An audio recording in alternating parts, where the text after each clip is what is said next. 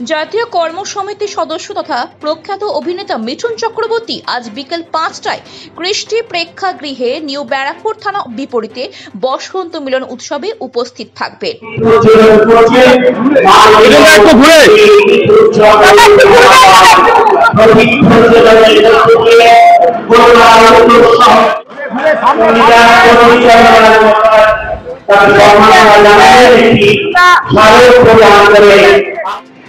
অন্য পার্টি লুকিয়ে লুকিয়ে মিটিং করছে, কি মিটিং কথা হয় আমাদেরও লোক আছে, তারা সেটা আমাকেও বলে যায়, সেটা আজকের মিটিং এর কথা হয়েছে।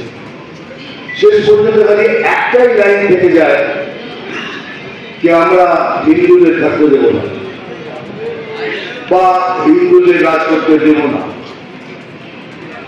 আমি কিন্তু বলি যে गर्व से कहो कि हम सनातनी है, गर्व से कहो।